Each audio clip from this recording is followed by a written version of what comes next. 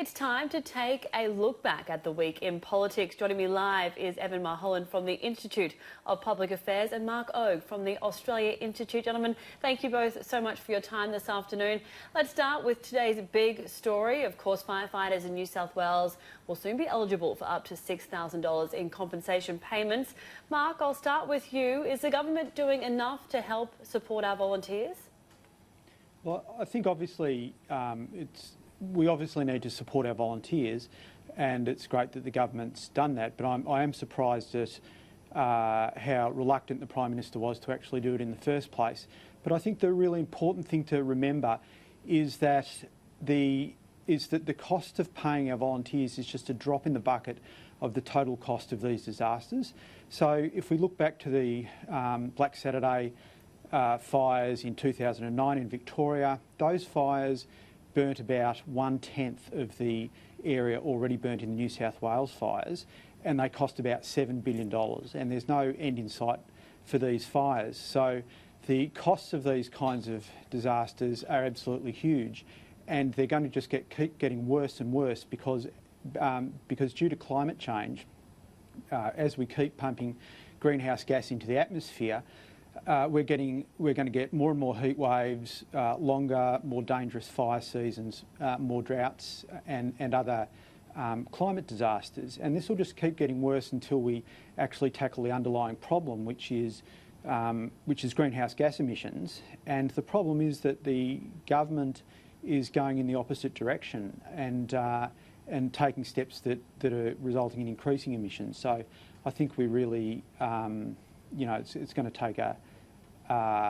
the important issue is getting government policy that actually reduces emissions. And at the moment, the government's, increasing emissions domestically by subsidising new coal and gas power plants, as they did this week with a couple of gas power stations. They're encouraging more emissions overseas by encouraging our exports of coal and gas. And on top of that, they're sabotaging, going overseas and sabotaging international climate negotiations when countries are trying to get together and deal with this problem. So all of these things are actually fueling the kinds of disasters we're seeing at the moment. Well, the opposition leader is already asking why not all fire crews across the country. Evan, what are your thoughts on today's outcome? Yeah, I saw that Scott Morrison just tweeted saying that other states are eligible to join into this sort of fund, but it's a good idea to make sure that volunteers aren't sort of behind and backwards on their financials as a result of volunteering here. You wouldn't want to see something permanent, as that could really diminish volunteerism in Australia, which is a great asset in civil society. I think the Prime Minister is right in looking into other causes than the real causes of the bushfires, being hazard reduction and fuel loads. And we're seeing news reports about record amounts of arson arrests recently. Those are the direct cause of the bushfires, not climate change. Yeah, which is really quite disturbing when you do see those man-made fires. Now, look, Mark, there are calls for a national climate disaster fund. This is your organisation making the call. How exactly will it work? Yeah, I'd just like to pick up something Evan said. The climate change is absolutely increasing the frequency and intensity of bushfires, heat waves and drought. There's absolutely no doubt about that. Of course, there's causes of ignition, but climate change is making all of this much, much worse. So what we're proposing is that, because the costs of climate change are already massive, we're paying billions of dollars every year on climate-related disasters on average, and this is just expected to keep increasing as we keep pumping heat-trapping gases into the atmosphere. And at the moment, that entire burden falls on ordinary Australians. So, we pay for it either as taxpayers or as ratepayers or through paying higher insurance premiums, or just ordinary Australians who are impacted by these kinds of disasters. So we're paying all the costs at the moment, when a handful of companies who are big global coal, oil and gas companies are actually the predominant cause of the problem, and they pay none of these costs. And on top of that, they pay the big fossil fuel producers in Australia mostly pay zero company tax. So what we're saying is that it's fair and good policy for these companies who are fueling this terrible situation to pay their share of these huge escalating costs that are being faced by the rest of Australian society.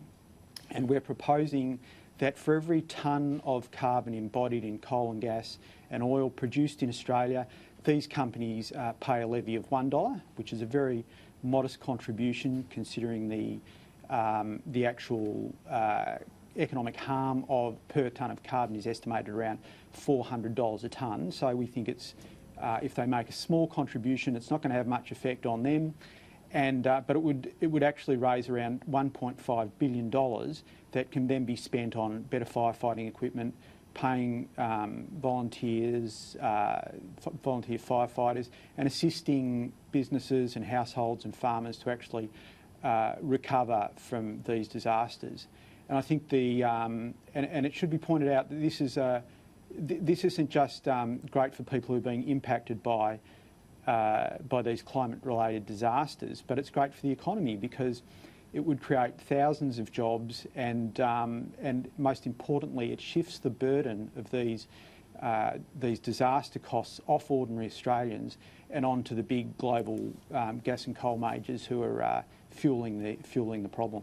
Evan, what's your opinion on this? Do you think we need a climate disaster fund? Well, Ronald Reagan said that if you want less of something, tax it, and that seems to be the aim of this proposal. And for all the hard heads in, say, the Labor Party trying to win back mining communities in WA and Queensland, this would be the last idea you would jump at. CO2 makes up 0.04% of the Earth's atmosphere. And a tiny fraction of that is caused by humans. Are we really meant to believe Australia's 1.3% of carbon emissions, half of that probably from the resources industry, is leading to changes in temperature in Australia? No, absolutely not. Disaster relief is a core function of government, and the government already makes plans and in contingencies in terms of revenue for that. We don't need some sort of Mickey Mouse fund to put aside and spend more money when money's already clearly being spent on these disasters. Before I let you both go, I really quickly want to cut to something that happened earlier in the week. There was a segment on a Channel 10 show that was criticised for cutting a segment with the Prime Minister meeting a volunteer firefighter called Jackie after she said to Scott Morrison, "You're not my Prime Minister." We have the full interaction here. I'll let you have a look. Hello. Jackie, this is the Prime Minister. Yeah, it's not my Prime Minister. I'm not a resident. Where are you living? Been here 15 years. Well, we need to sign you up as an Aussie, Jack. Yeah, and then you can be. I can be. Evan, in my opinion, it seems a bit disingenuous to cut it down to just a 3-second clip. What are your thoughts? Yeah, this part of the project was either woefully incompetent or disgracefully deceptive, and I tend to think it's the latter. Every news publication had the full pool footage from that and was able to hear the full interaction and the positive way in which she was engaging with the Prime Minister. But this is what happens in our news media when journalists spend all day on Twitter thinking about what gets clicks to a fringe left audience, and clearly place that audience because it was the #1 trend within about 5 to 10 minutes. This is disgraceful by the project, and their apology was just unacceptable that they couldn't hear it. They should have fronted up, owned up for it, and done the right thing and been honest with the Australian people. Instead, they were misleading by saying it was an honest mistake. Mark, did you see the segment? Do you think they were just looking for a headline? I just saw the segment then, and it looks as though they've made a mistake. So it looks as though what didn't properly represent the interaction. But it's an absolute distraction. The point is that we have massive, unprecedented fires right throughout Australia, particularly in New South Wales, and the situation is going to get worse and worse. And the misleading thing is when people like Evan get out there and deny the impact of climate change in making these more frequent, more intense, and